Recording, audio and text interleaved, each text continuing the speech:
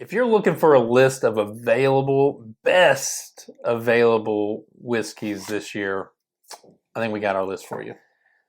Yeah, because we get it. The allocated stuff's a little hard to find. Hopefully this stuff isn't as bad for you.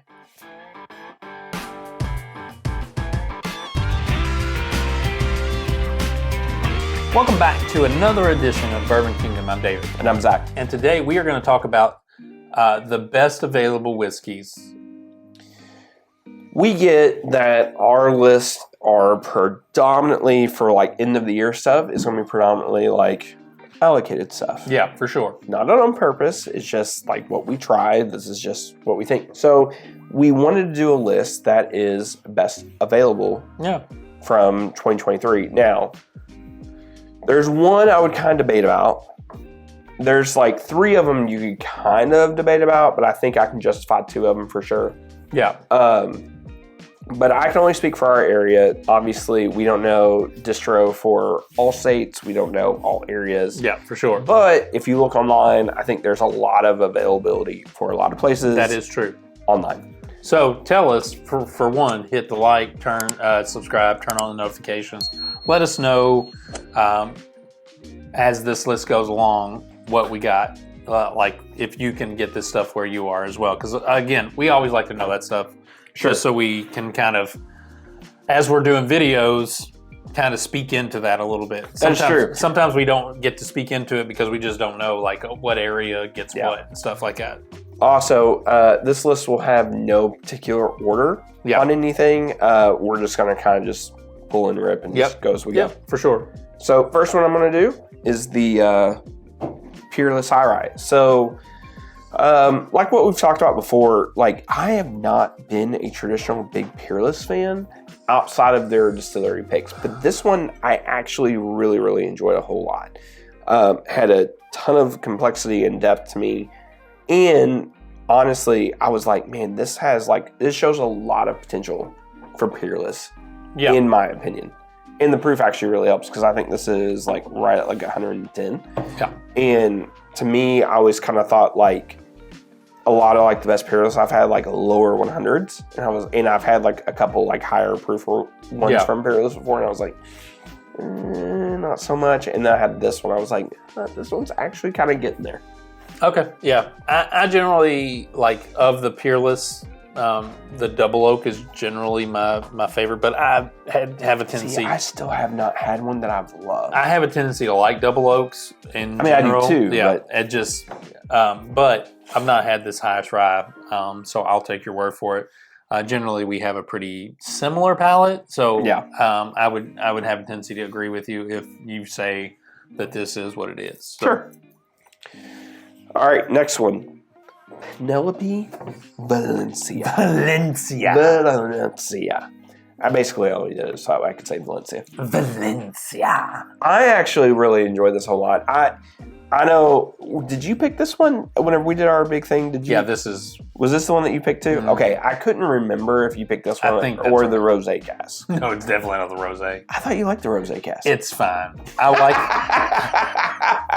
I love that. You're like, oh, it's fine. I like the glass cork. That was the best thing. That was the best thing about it. So going back to the Valencia though, I was surprised actually how much I enjoyed this. I actually really liked this a lot, like when it was really hot outside. Yeah. Because I just felt like this was like really fruity, refreshing, and it just really hit a lot of notes for me that I enjoyed. Honestly speaking, I made this into an old fashioned. Oh, I bet you that would be great. And it was a great old fashioned. Oh yeah, I bet you that would be probably phenomenal. All right, I'm just going to rip both these all at the same time. Yeah, that's fine. Both the tin cups. So, didn't have these until this year. Really enjoyed them. I kind of thought it was a little gimmicky with the proof because both these are lower proof. But they are 10-year and 14-year MGP. They're just a little bit watered down. Yeah, they are, because they're enjoyable. Like, we had these in our best summery kind of. I think so. Yeah. Like, these are great easy sippers, so there's nothing wrong with these. Both of them at 84 proof. I enjoyed them a whole lot. Yeah. I think they've really been really good. I think I overspent on the first time I bought one of these. I've actually bought 2 of these now. Just I love it that it's got its own shot glass as the cap. Yeah, but overall, I think they're just super easy drinkers, and like I said, they've been very enjoyable. Yeah. All right, next one. One of the best in its category, Jack Daniel's Barrel Proof Rye. Yeah. These hit the market this year. Arguably the second best release new rye we had all year. That's probably true. I mean, there weren't a lot of great ryes that were released. True. Or that we tried. Yes. There is a Hemingway rye that's not... That is actually really good. We didn't review it. We didn't review it. Really good. Actually, I'm not going to say where it is currently because we're doing something with it. Not we are. I'm doing something with it that I can't say where it is. It's really secretive, so just know that. I have absolutely no clue what he's talking about. Yeah. But anyways, Jack Daniel's Barrel Proof Rye. These came out this year. I'll be honest with you. I have not. When they first came out, we saw the hazmats that came out, and I was like, good for you, Jack Daniels. Yeah. You really thought this through. You did. Like, the first ones to come out were hazmat. Like, you just... Right, you know, a couple years after Coy Hill, and that's the way you want to like lead. Nice job. But this is 126.9, and what's really funny about this is I think all the ones I've had in the higher 20s I've liked more than like the lower 30s. Yeah, but they've all been really good. Yeah, they all have been really good. And it's also a bourbon drinker's kind of rye. Yes, it is. Very much so. I don't know what else to add to that other than they're just solid things. And you have the hiccups. And I do have the hiccups a little bit, but we'll ignore that. Yeah, we'll work through that. Next one, we'll do the combo of these two because they've pretty much been sister bottles all throughout the year. I would agree. To me, of all the releases, all the new stuff that has come out in 2023, this is, I don't know if it's the most important or importance. I don't know if that's the right word, but I don't disagree. If you're going, I think for us, looking at Bardstown and how much we love Bardstown, and there are a lot of people who refuse to try Bardstown because it's $150 for disco or whatever else. This just enters you into the Bardstown world in such a good way. It's just so good, and it's to me the most important 2023 everyday available release that happened. Well, they're coming. Look, we can debate what we think about Bardstown, and if you want to consider it one of the big boys, because it is a big boy. They are. I mean, whether you know it or not, Bardstown is a big boy. I was actually today listening to one of Pursuit's podcasts where they were talking about the guys who build all the rick houses. Yeah, and pretty much since Bardstown's broke ground, they haven't left because they just keep building more and more rick houses out there. Yeah, but they are just producing literally so much all the time. So much. They're not that old in the sense of like where you start looking at some of the big boys. So like I understand where some people don't look at them like that, but whenever it comes to what all they're producing and storing for people and everything else, they are massive. Yeah, massive. But what I think's really great about them is they come out with an age-shaded product that is 6 years old and isn't over $100. Because in today's... In fact, it ain't even over $50, so... Yeah, that's true. In today's market, it just seems like that's what everybody's coming out with and producing. Yeah. Exception, to give them credit, which would be some of the big boys. Now, Wild Turkey's raised some of their prices on some, not on all. But for the most part, those big, quote-unquote, 6, 7, they keep those prices low, but it's because of how much they produce. Yeah. And everything else. But even some of the other big producers out there are doing that. Yes, Bardstown's producing a lot, but yes, they have done a good job. And I think a smart play by them by not charging as much to get this into people's houses. Because I do agree with what you're saying. For a long time, I think that price point on the Discovery series was, it did scare people away. I think 2023 has changed that, which will be for another video down the road on pricing. Yeah. But I think that goalpost has moved. I think it has. To where 150 isn't as scary as what it once was, which is I think 100 is the new 60. Yeah, in a way, kind of is. I do. And that again, like to me, for this, like if you want to put something in your bar, put these two things in your bar because people are going to love them, and their price just makes them so much worth it. Agreed. Do you have any particular order, or does it really matter? It doesn't really matter. Okay. I can speak into all of these.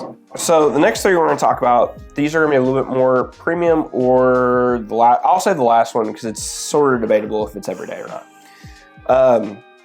This is the Forgate Kelvin 5. So to me, this is the most not controversial. This is just because of the price of this makes it fair, but like I just looked up on Total Wine's website the other day. I could still buy these. Yeah, no, I do agree. You can still like them. Like we're not. I get what you're saying, but like the price point of it, because these last ones are going to be the more expensive ones out of the group. Yeah, and pricing at this point, like we're not factoring in. So, but the Kelvin 5, I think is excellent, and I do think it's excellent as well. And to give Forgate a lot of credit. They have done such an awesome job with their Kelvin collection. They really have. Over the last couple of years. Yeah. And they've always been a premium whiskey in my mind. Yes, I think of it because they've always charged that amount, but I also have an idea of where those stocks are coming from. So I know that being premium stocks of stuff, like I have higher expectations for them. Right. I agree. I totally agree. And the Kelvin has always hit that higher expectation. Yeah. So, I think they've always done a great job. Luckily, earlier in the year, I was able to try some stuff that I'm waiting to come out. Waiting for a brand new one to come out because it's going to be awesome. But with all that being said, I think Kelvin 5 is awesome. Yes, it is pricey. But at the end of the day, for a special occasion whiskey, I think it's a great option. And it's available. It is available. Yeah, it's available. Disco 11. Now, y'all know our love for this. If you've watched our channel at all, you know that we love this, and it's special. It's awesome. It is special. We just did a wild turkey blind. Yeah. And just not to spoil anything, that will drop first, so yeah, we can spoil it. Okay. This was third in a list of 6 whiskeys. This came middle of the pack, and it's not even technically wild turkey. Yeah, so I thought it would be kind of a fun little thing to add this to our wild turkey blind. Just see how it would do since it's 72, 73? 73% wild turkey. Yeah. And it beat a Russell's 13, it beat Voyage, and it beat Rare Breed. Yeah. All 3 great bottles, all 3 outstanding, and it only lost to Single Rick House and Generations. Both whichever order you wanted to say. Yeah, both really great bottles at the end of the day. Yep, for sure. This is phenomenal. It takes me back to 2, 3, and 4 of the Discos. And yes, this does smell a little difficult to get online. The good thing about Bardstown is with the Discovery Series, they always make a ton of it. So with these being big blends, you're going to have opportunities to get it. Yes. And this is going to be, I think this is something that you can get and then get multiples of the store for like later on down the road when you're like, man, I love that bottle so much. And because I do, like I already have multiples of it and it's outstanding. Yeah, it is outstanding. There's there's nothing else to say about it other than it's outstanding. And if you've been hesitant to try Bardstown because of price, this would be, to me, your spot to go in at because this is just hits different. I've had Disco from like Disco 7 on, and this to me is probably the best of those. And he has some of the originals like 1, 2, 3 and all that stuff. I didn't taste those. Yeah, I didn't taste those. But as far as from 7 on, this right here, and those have been good, but this just hits different. It's the best one since 4. Yeah, for sure. And really good. To me, it's debatable between 3, 4. I think I like 3 and 4 more than this one. I haven't blinded them. I don't know, but I think it goes in that order. If you were going to spend $150 on bourbon and you were hoping to get 2 or 3 bottles, spend $150 on this one, and I think you will be really happy with it. I agree. Yeah, I absolutely totally agree. Yeah. Last one, and this is a debatable one. Elijah Craig Barrel Proof Batch C. Here's where it's debatable. We end up debating this all the time about if these are kind of findable or not. It seems to be most people end up getting them throughout the year. This one has been very special. This one has been very, very excellent. So this one has been a little bit harder to find than the last couple of years. Yeah. I get that. I think at the end of the day, this will be findable for everybody. So this is why we're adding it on there. If you disagree, please put in the comments below. And I won't disagree with you. I just want to hear your thoughts and stuff about it. So, but out of all of the Elijah Craigs we've had in probably 2 years at least, this has by far been the best one. Yeah. So I think 19C.